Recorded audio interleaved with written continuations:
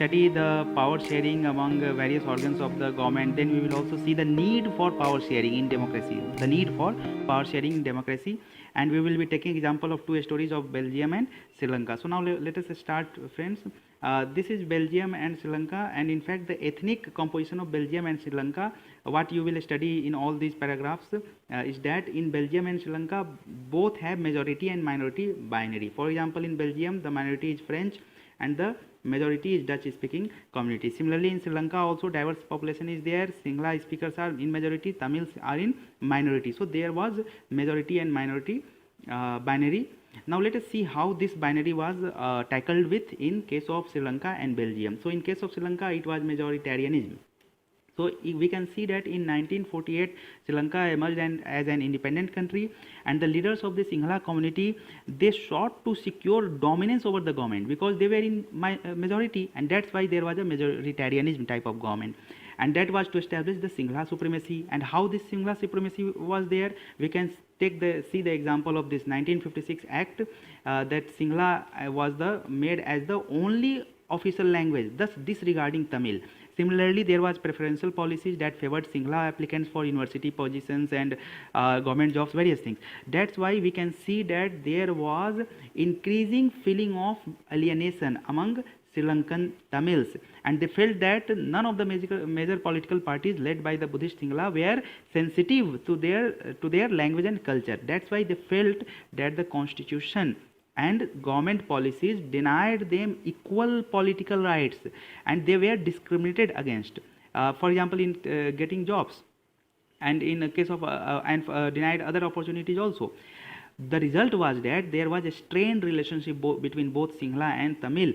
In fact, the Tamils started demanding that Tamil should be made official language, it should be recognized as official language, there should be regional autonomy and equality of opportunity in securing health and jobs. These were the demands of the Sri Lankan Tamils, but these were denied. They were denied these demands, and as a result we can see the rise of LTTE in Sri Lanka, and there was a widespread civil war.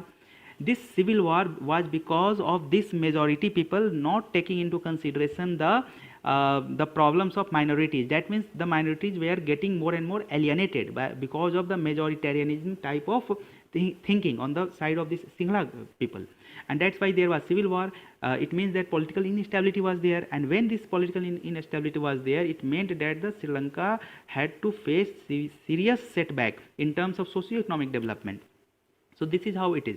Now let us take the example of Belgium. So in case of Belgium, in fact this majority and minority binary went through accommodation process. So there was power sharing with both the majority and minority. In fact, between 1970 and 1993, constitution of Belgium was amended 4 times, and in fact the whole thing was done to ensure power sharing between the majority and minority. And we can take some examples.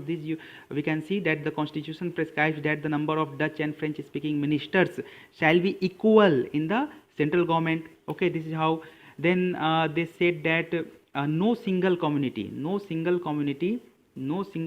can make decisions unilaterally. It means that in any decision making process both the majority and minority were there, so the minority were not getting alienated, were not getting removed from this decision making process. That is, the power sharing was with both majority and minorities. Okay.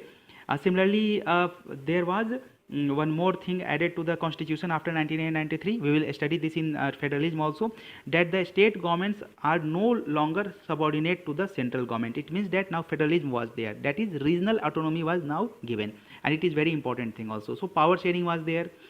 Similarly, in case of in Brussels also, a separate government in which both communities have equal representation was formed. So this is how you can see how power sharing was getting done. Again, the concept of community government was there. So this you will read on your own. The Belgium model was very complicated. Of course, it seems to be very complicated, but thing is that this arrangement of power sharing between the majority and the minority helped to avoid any civil strife between the two communities and a possible division of country on linguistic lines. That's why we are saying that Belgium followed a policy of accommodation, and this avoided the civil strife as opposed to what we saw in case of Sri Lanka. Okay, so this is how we should understand that both countries are democracies, but the question of power sharing was different. It was different in both case of Sri Lanka and Belgium. In case of Sri Lanka, there was much more feeling of alienation among the minorities, and there was civil war. But in case of this Belgium, there was no such civil strife. Okay, because Belgium understood that by respecting the feelings and interest of different communities of the regions, by having a mutually acceptable arrangement for power sharing, the unity of the country will be maintained. Okay, this is how it is.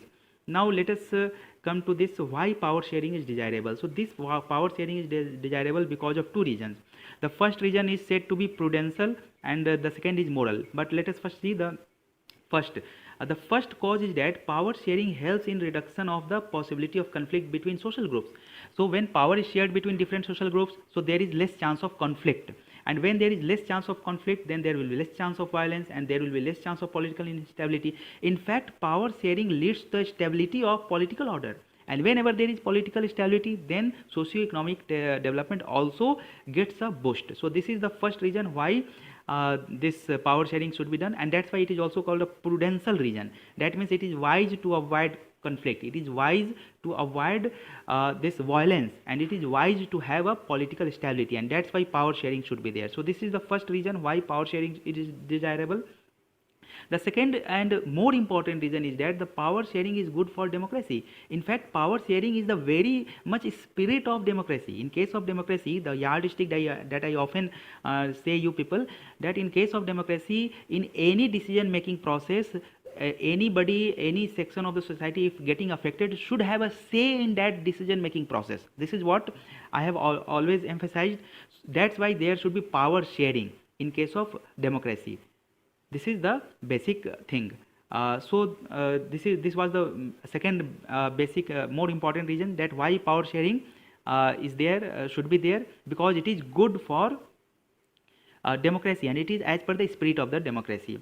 In fact, people should have a right to be consulted how they are going to be governed, and if people if they are going to be affected by some sort of decision making, then they should also acquire a stake in the system, in the governance. This is how the second reason that power sharing is desirable. So the first thing is that to avoid conflict, avoid violence, and to promote political stability, that is the prudential one.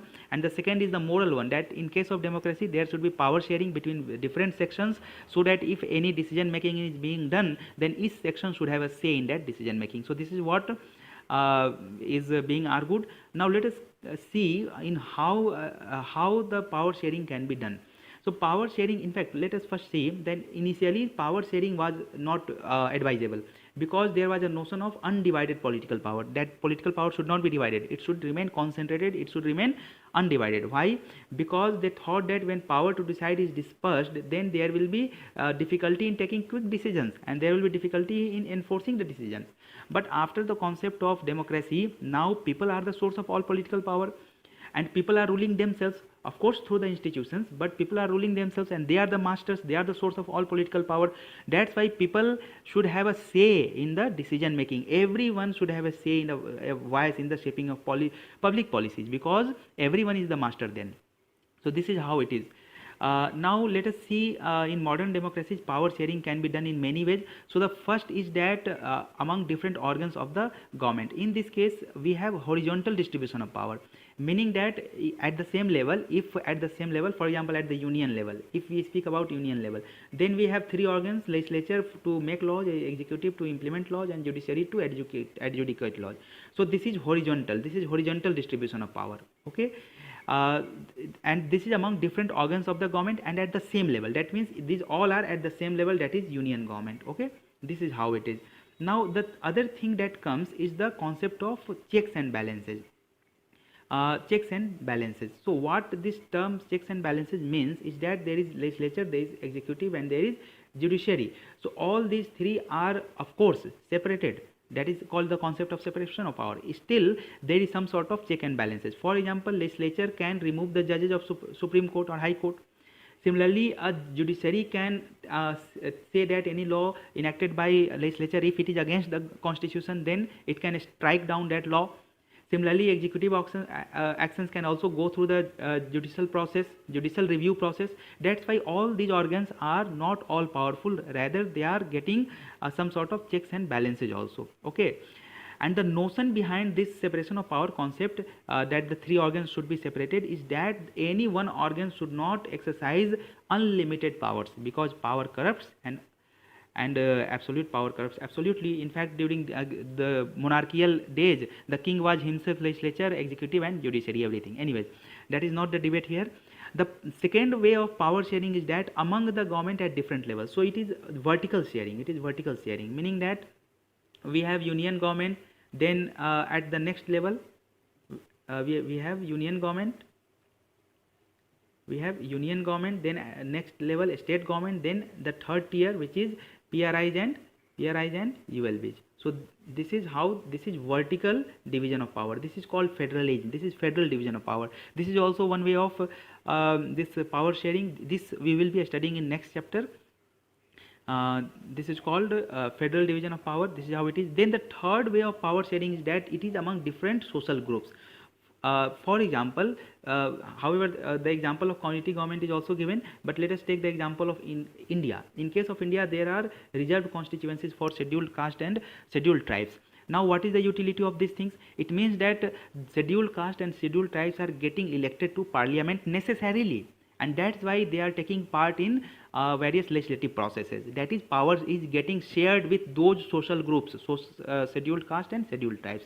That is, power sharing is there with those social groups, scheduled caste and scheduled tribes. This is why there is reserved constituencies also. That's why power sharing is getting, there is power sharing between different social groups also. So this is another way of power sharing. That is, power sharing between different social groups.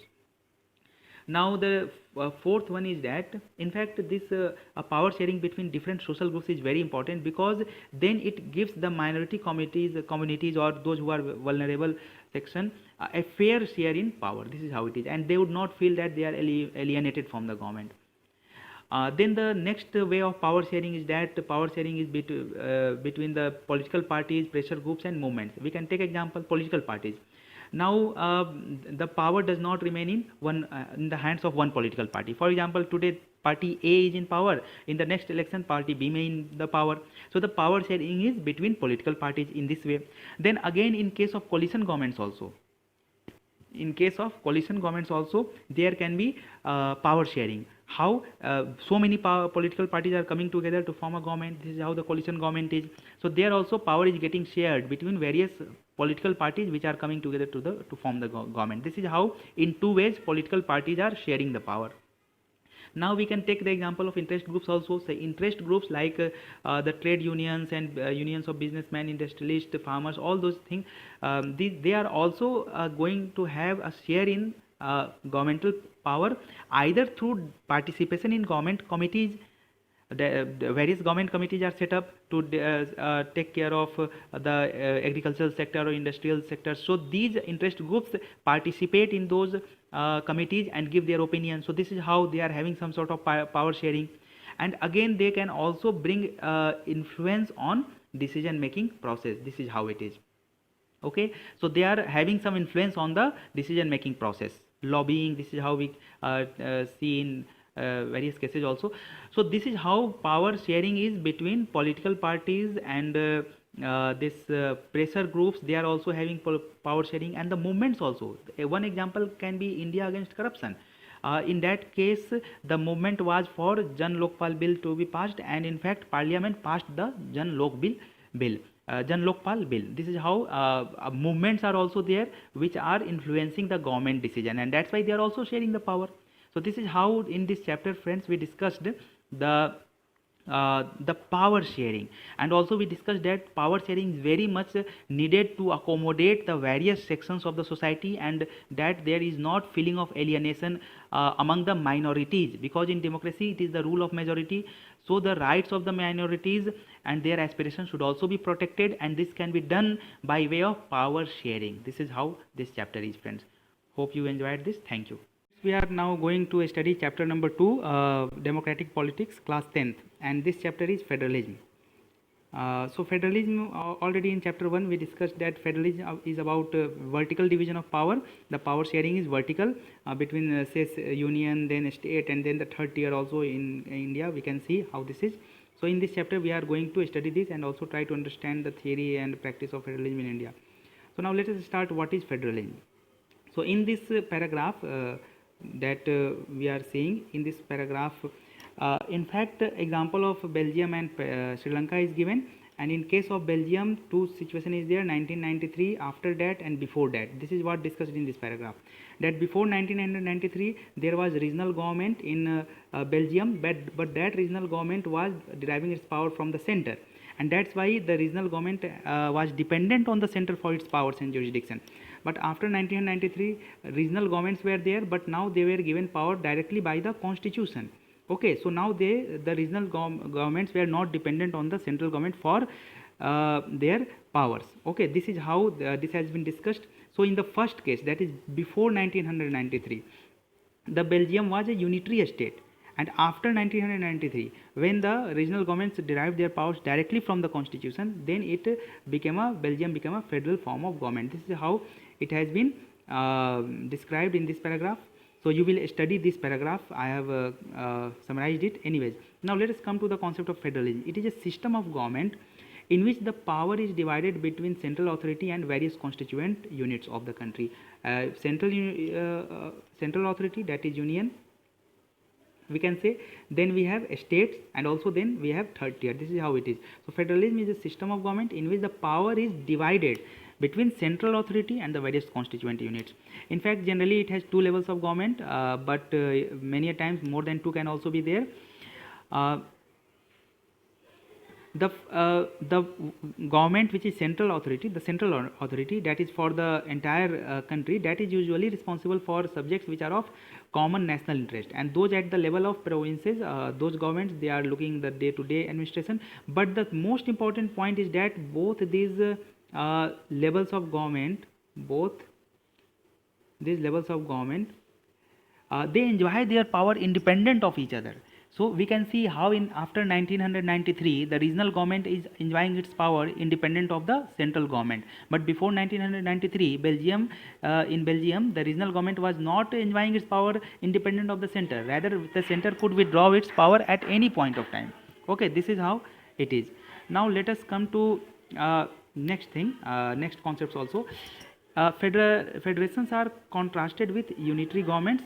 Under the unitary system, there is only one level of government, and even if there is other layer of government, that is sub-units are there, but they are subordinate. They are subordinate to the central government. They are not coordinate to the central government. They don't stand parallel to the central government. For example, in Belgium, before 1993, the regional governments were subordinate to the central government. This is how it is. So it was unitary system. The central government can pass an order to the provincial or local governments. So this is how the unitary system is there. But in a federal government, the central government, in a federal system, the central government cannot order the state government to do something. Rather, the state government has its own powers and directly deriving from the constitution. And they are also not answerable to the central government. Rather, they are answerable to the people of that state. For example, in case of India, every state government is responsible to its state people. This is how. Now let us see some of the key features of federalism. So first is that there is two or more levels. So there is vertical division of power, either in 2 level or in 3 level or more, whatever, but at least 2 levels of government are there. So this is the first thing. Then different tiers of government, they govern the same citizens but within their own jurisdiction. For example, we take Kerala. So Kerala people is getting governed by both the state of Kerala, government of Kerala, and also by the government of India. But government of India will be only taking care of those things which come within the jurisdiction of government of India. Okay, so if we take example of parliament, so parliament can make law only on union lists, and that for Kerala. But and at the same time, if we speak about the government of this state of Kerala, then the Kerala will be taking care of those people, governing the people of Kerala within its own jurisdiction. This is how I am arguing. So I hope you got my point. Though I made it a bit complicated, but I hope you got my point, that same citizens are governed by both the layers of government, both at the union and the state, but within their own jurisdictions. This is how it is. Now let us come to the third point. The jurisdiction of the respective levels and the tiers of the government are specified in the constitution. This is called division of power. This is called division of powers. And in fact, there is existence and authority of each tier of government that is constitutionally guaranteed. So constitution itself guarantees that there will be central government, there will be state government, there will be then PRIs and ULBs, Panchayati Raj institutions and urban local bodies. So this is how the constitution itself guarantees. So let us take example of union and state only. So there is division of power between both under schedule 7th, union list, state list, all these things are there. So this is how. Now the fourth feature is that the fundamental provisions of the constitution cannot be unilaterally changed by one level of government.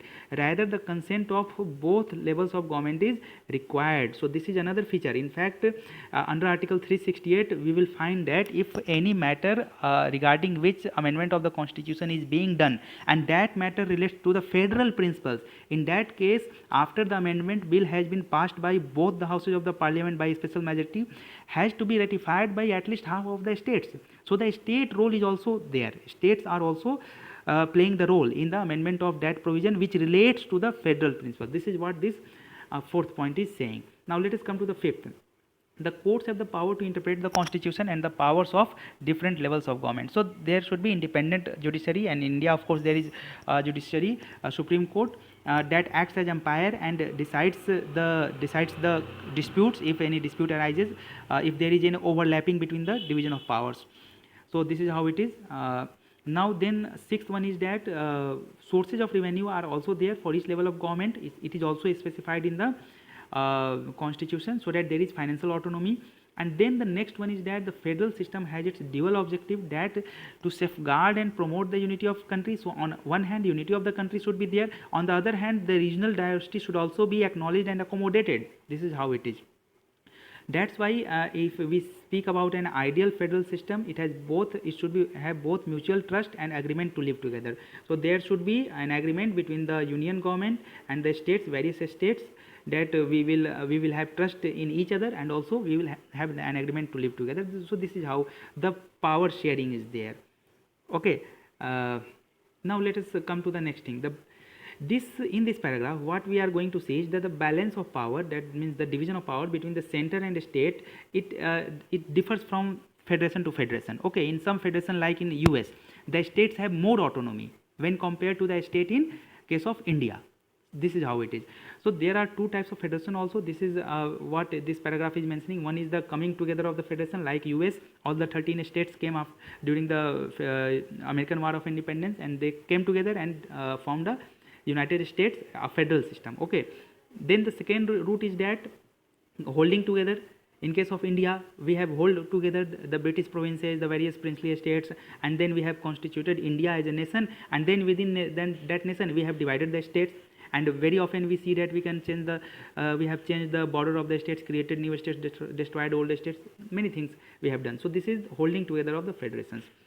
In the second category, the central government is more powerful. We are holding together federation, India is holding together federation, and in this case the central government is more powerful. Okay. For example, statutory powers are with center. In fact, centralizing tendency is there. More tendency of this federalism is towards the center. Center is more powerful. This is what I am saying. Okay. So now let us come to the next thing. I hope you understood the previous paragraph. Now what makes India a federal country? So now after having seen those 7 features of federalism, now let us see whether India has that federalism or not, because India is a vast country and India has so many languages, religions and regions. So whenever there is diversity, then power sharing must be there, so that there is accommodation of aspirations. This is how we have discussed in power sharing chapter, in the first chapter, that there should be no alienation, and that's why power sharing should be there if there is diversity. Now let us see in case of India. The constitution declared India as a union of states. Article 1, this states that India will be a union of states. In fact, constitution of India does not say that India will be a federation. In fact, India will be a union of states. So the word federation has been avoided in the constitution, but the Indian Union is based on the principle of federalism, and in fact federalism is one of the basic principle of constitution as per the Supreme Court. Now let us come to see how the other features of federalism that we have mentioned above are applicable to India. So in India we have two tier system. So there is vertical division of power, union and state, and of course there is third one also. This is how we have discussed. So there is more than one layer of government. Third tier was later added in the form of panchayats and municipalities. Now let us see, there is division of power. This is also we discussed that the legislative powers has been divided between the two layers. We have discussed in one of the features that division of power should be there. So in fact schedule 7 is there, in which union list, state list and concurrent list is there. Union list includes the subjects of national importance such as defense, communications, currency. In fact these are those matters on which a uniform policy is required, and that's why these matters have been included in the union list, that only union will be framing laws on these subjects for the whole of the country, so that there will be uniformity. Then comes the state list, and in case of state list it is the it consists of subjects of state and local importance such as trade, commerce, agriculture, irrigation, police. These things are there. So the state governments alone can make laws relating to subjects given in state list, but there are some special conditions. For example, national emergency, some examples are there, some article 249 also, article 249 also. In some cases the parliament can also enact laws on a subject given in state list.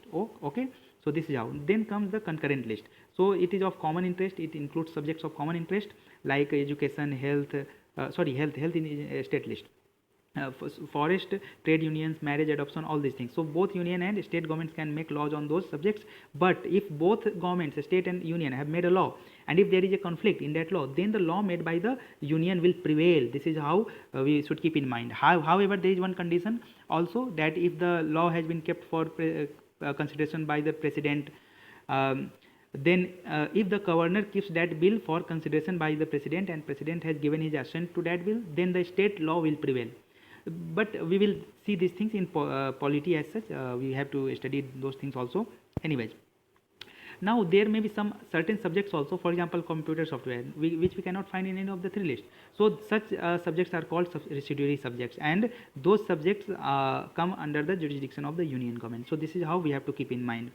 So we can see that holding together do not give equal power to its constituent units. Many times we can see this because there is more centralizing tendency. This residuary power is one example, that if the subjects are not mentioned in any of the list, so the jurisdiction of union extends to those lists. So there is more centralizing tendency. In fact, there are many other examples also, but we will not be discussing that. This Jammu and Kashmir related things, no more relevant. In this paragraph, there is discussion about the union territories, so you will read these things.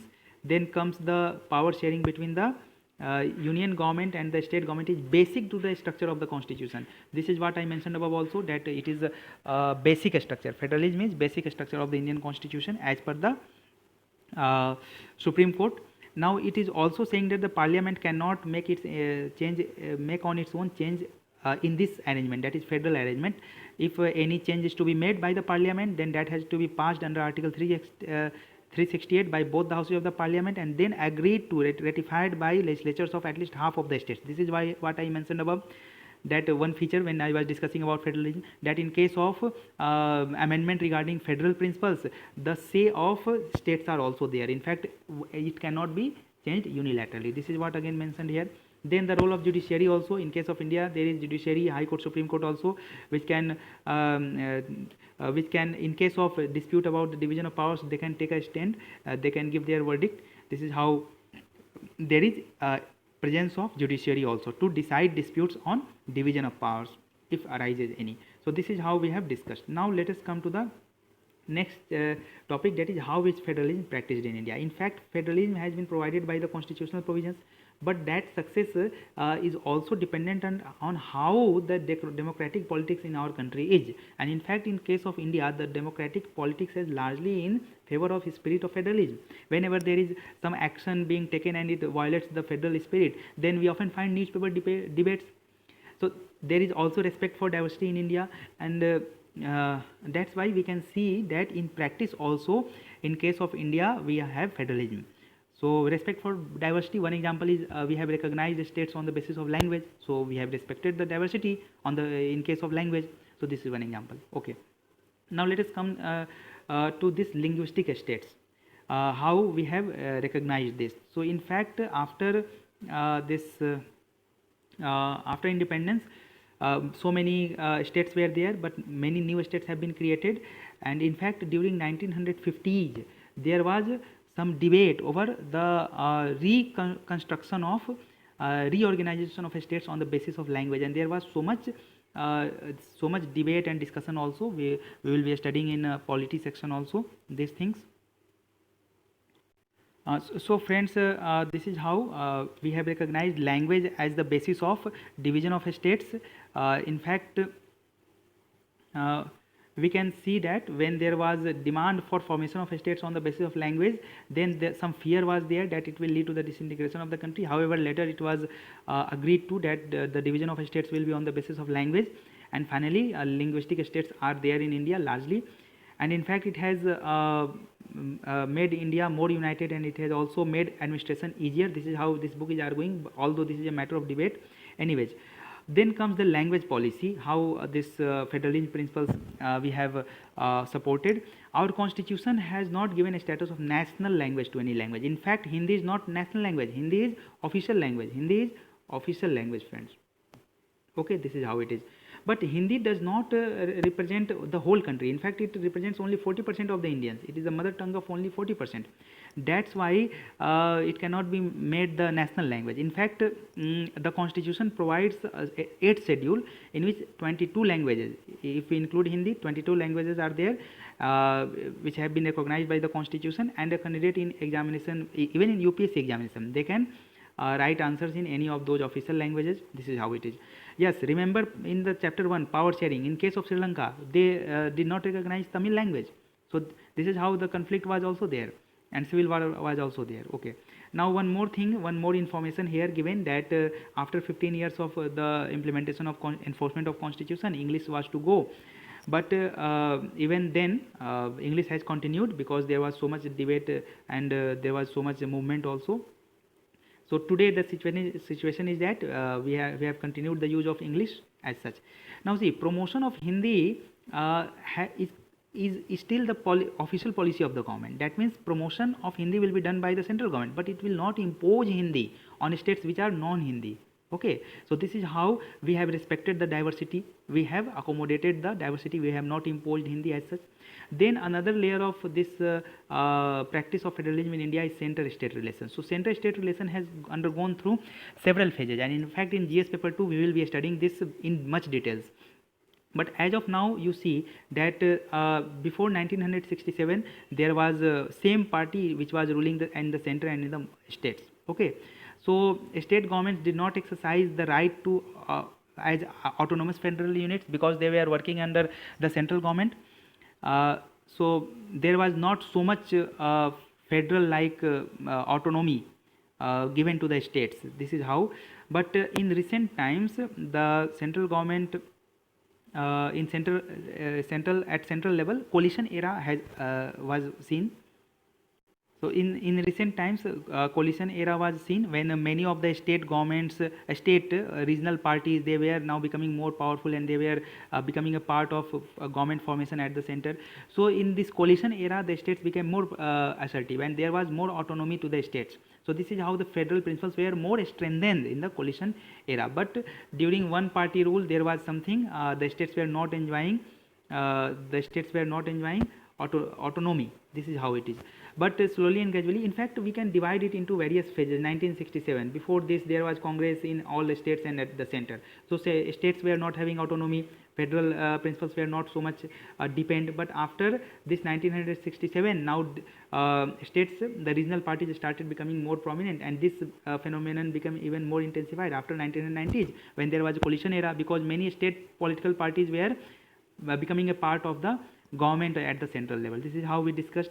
So now states are enjoying more autonomy. This is how it is. But the thing is that one thing we must see, that the history of India is full of examples where central government has often misused the constitutional provisions. For example, precedent rule under Article 356 to dismiss the state governments if they were controlled by rival parties. This is how in recent times also we have seen the controversies. So this controversy has been there. But the thing is that There is one Supreme Court famous judgment, S.R. Bomai judgment is there, in which it has said that to dismiss the state government in an arbitrary manner should not be done, and that's why there is a check on the central government also, that they cannot dismiss the state government. That's why the federal principle is now being promoted. This is how it is.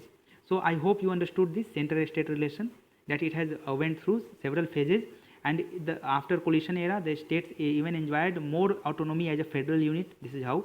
And also in that process of enjoying more autonomy as federal unit, the Supreme Court judgment of S.R. Bomai, that also came handy. This is how it is. Now let us come to the decentralization in India. In fact, decentralization is very much important in India, because India is a very diverse country, and it has so much large population. Okay, and in fact within states also there is so much internal diversity, and that's why there is a need for power sharing within states also, because I told you in chapter 1 itself, whenever there is diversity, it means that there is need for more and more power sharing. Otherwise some section may feel alienated. This is how it is. So federal power sharing in India needs another tier of government, and that's why there is the third tier. This is the rationale for the decentralization of power. In fact, decentralization of power means that when power is taken away from the center and states and given to local governments, it is called decentralization. This is how it is given. However, decentralization is a very good concept in itself. So we will be studying that also in GS Foundation maybe.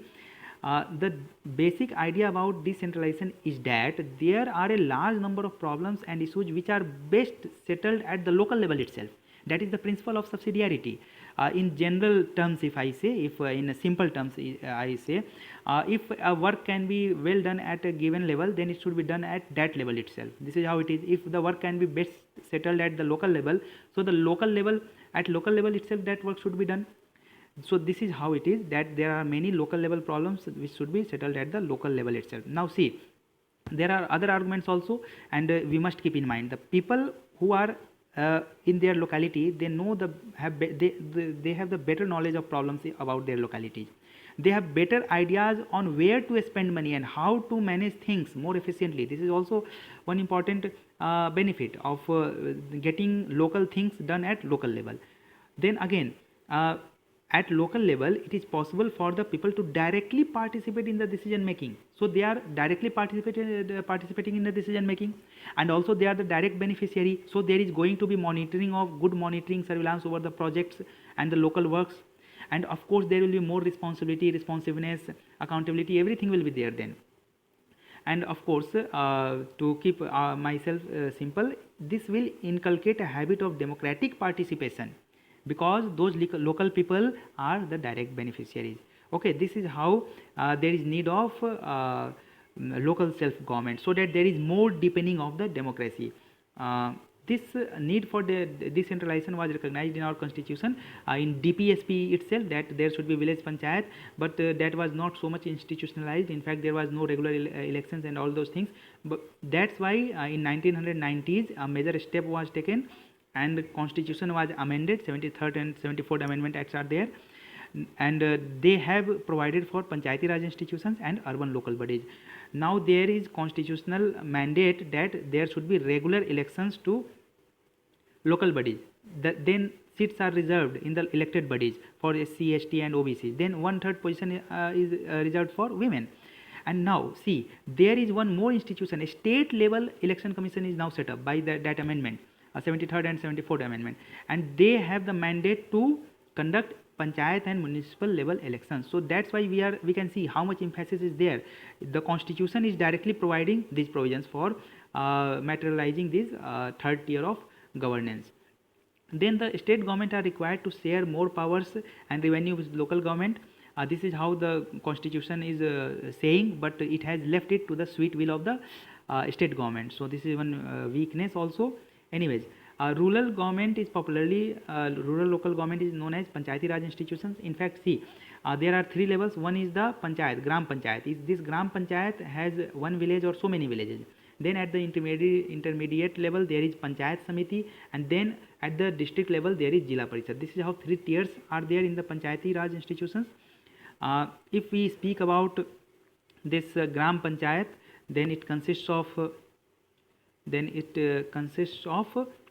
several ward members, often called panch and president or sarpanch, they are directly elected by the people living in that area. Okay, and now see, this gram panchayat is the decision making body for the entire village. This we must keep in mind. The panchayat works under the overall supervision of the gram sabha.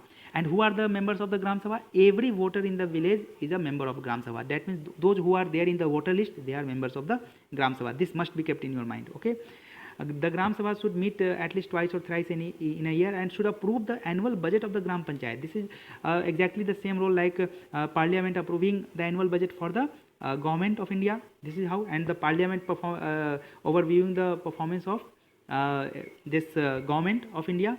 So similar function is there for gram sabha also to judge the performance of the gram panchayat. This is how it is. The local government structure, I have already told how these three layers are there. So one layer is at district level also, and one layer panchayat samiti is at the intermediate level. So you should read all these things on your own, and there are many confusions, I know, but this is not appropriate place to tell you. You may ask in the classes itself when we will be having the interaction, direct interaction. Yes, members of Lok Sabha and MLAs of that district and some other officials are also members of these Panchayati Raj institutions. Similarly, at local, there are local governments at urban, in urban areas also, municipalities and municipal corporations in metropolitan cities are there. These are also controlled by elected bodies consisting of people's representatives, and of course municipal chairperson is also a political head of the municipality. This is how it is. So you will be reading all these things. This is not that much important. Yes, what is important is some a few problems are there given in these paragraphs about the functioning of the gram panchayats and panchayati raj institutions and ULBs, urban local bodies. In fact, first see some good points. The thing is that there are now lakhs of elected representatives in the panchayats and municipalities. So there is more deepening of the democracy. This is one good point. Now there is also a constitutional status for local government. This has helped deepening of the democracy. It has also increased the women participation and voice of women in our democracy, because 1/3 of the seats are reserved for women. In fact, some states have even given 50% of reservation to women. This is how it is. Now elections are also held regularly, we can see, but the thing is that some problems are there. Gram Sabhas are not held regularly. This is one problem. Then there are not significant powers being given to the local governments by the state government, and also the local governments are not having adequate resources.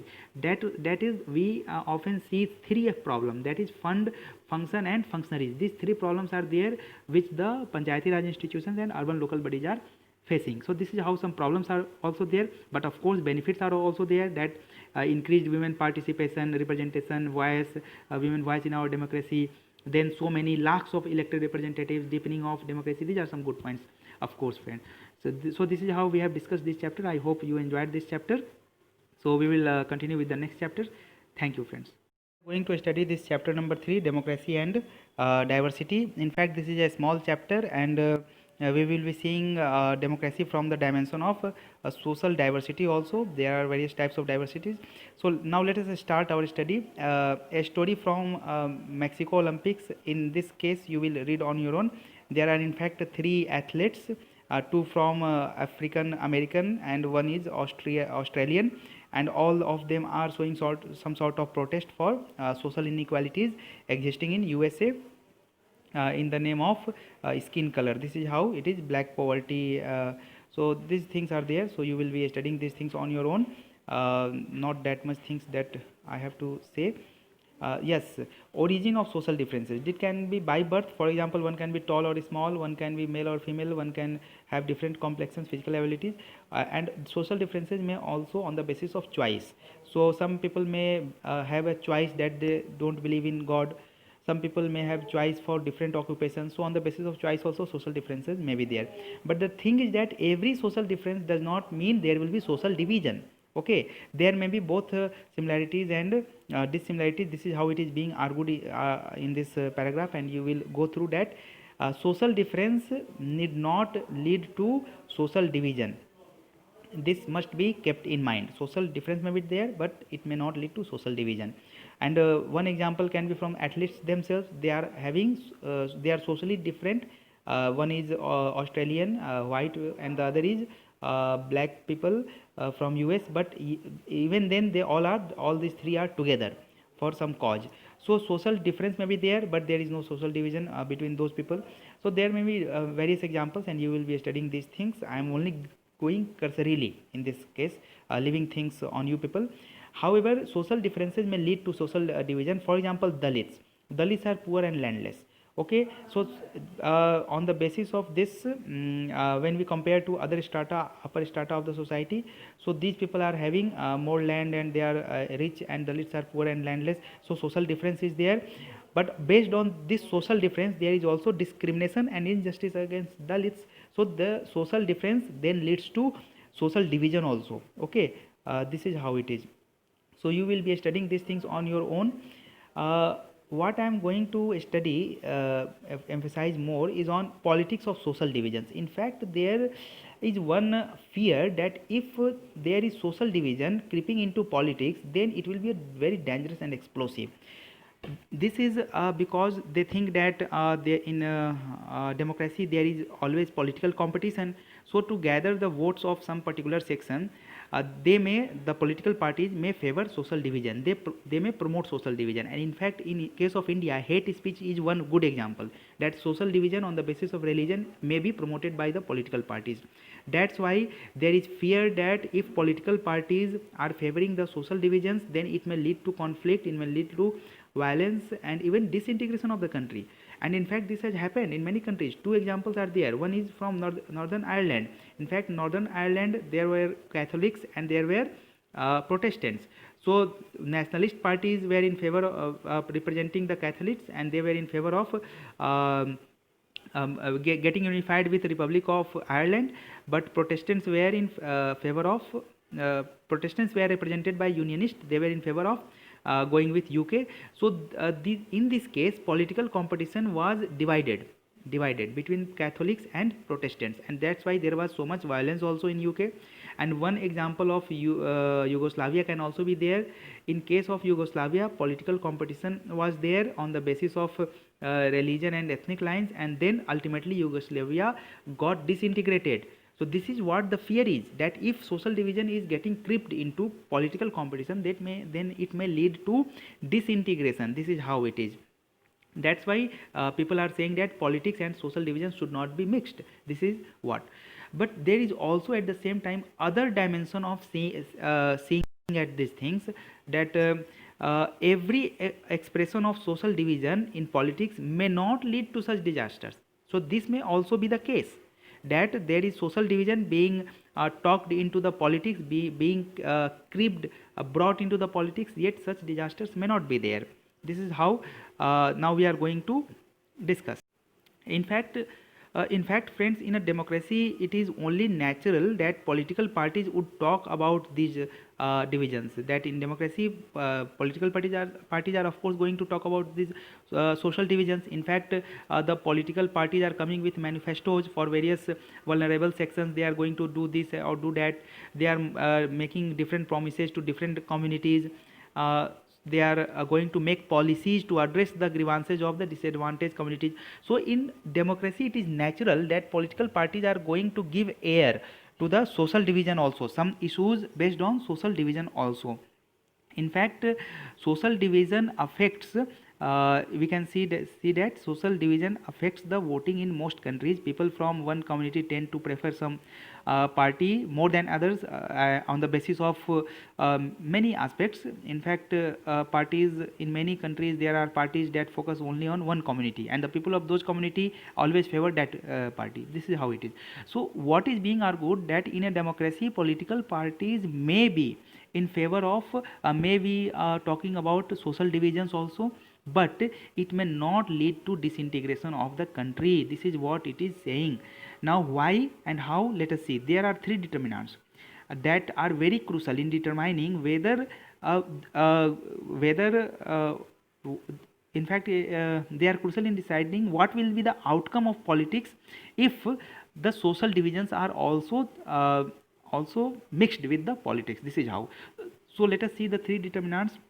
The first determinant is that how people are perceiving their identities, whether they are seeing their identity as singular and exclusive. What it means? It means that they are only seeing that, yes, I belong to this particular religion, and I and others are different from me. This is how it is. So they are not going to accommodate then it becomes very difficult to accommodate. This is how it is. So the example of Northern Ireland, we can take the people who were Catholics and Protestants. They were seeing themselves as Catholics, as either as Catholics or as Protestants, but they were not seeing themselves as a people of Northern Ireland first. So this is how the problem is. So when people see that their identities are multiple and they are complementary with the national identity, then only the accommodation and inclusiveness is possible. And then in that case, if social division is brought into political competition, then it may not lead to disintegration. So how we are seeing our identity, that is very important, that whether we are thinking ourselves as Indian first and then as belonging to a particular state or language or any religious community. So that is how we have to see things. So this is the first criteria, that the people should not think in exclusive terms, should not feel in singular terms. Rather, they should be inclusive, they should be accommodative, and they should feel that they belong to that country first and then to a state or any other ethnic or religious community. So this is the first criteria. Then it depends on how political leaders raise the demands of any community. For example, if we take the example of this Sri Lanka, then only Sinhala, the demand was only Sinhala, and this was at the cost of interest and at the cost of identity of the Tamil community. So this becomes problematic. That means the demands for people that is being raised should in fact accommodate the demands of all the people, and that too within the constitutional framework, and should not be at the cost of another community. This is what is being argued. It means that the second determinant is that how political leaders raise the demands of any community, then that demand should be accommodative and within the constitutional framework, and not should be at the cost of another community. Then the third is that the government, how the government is reacting. In case of Belgium, how the government reacted, it tried to accommodate the minorities also, but in Sri Lanka there was more dominance of Sinhalese. That's why in Sri Lanka there was civil strife, but in Belgium everything was accommodated. So if these three conditions are favorable that we discussed above, these three determinants are there, then even if the social division is brought into politics, it is not going to affect the integration of the country. In fact, expression of social division may become normal and can be healthy. Why? Because when social divisions are brought into politics, then it gives voice to various disadvantaged and marginal social groups also, and they are able to express their grievances, and they are able to express to the government what are their needs and aspirations. So in this way, in fact, by bringing the social division into politics, in fact the aspirations, needs, and the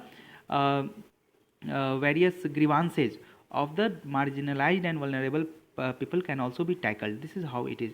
In fact, if we see about through the history, if we go through, then we will see that democracy is one best way to fight for recognition and also to accommodate diversity.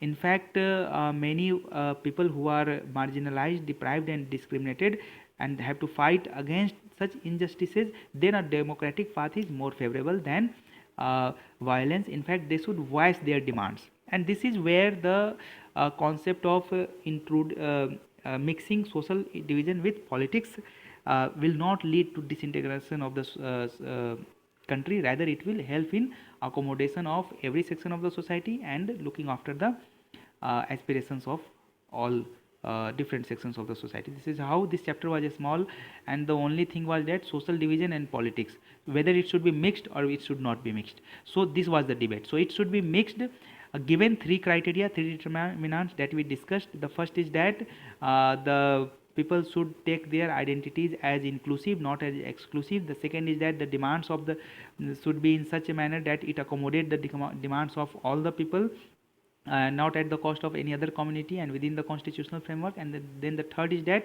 how the government reacts. Rather, the government should take care of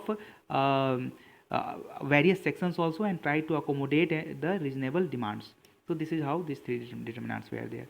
Hope you enjoyed this also. Thank you, friends.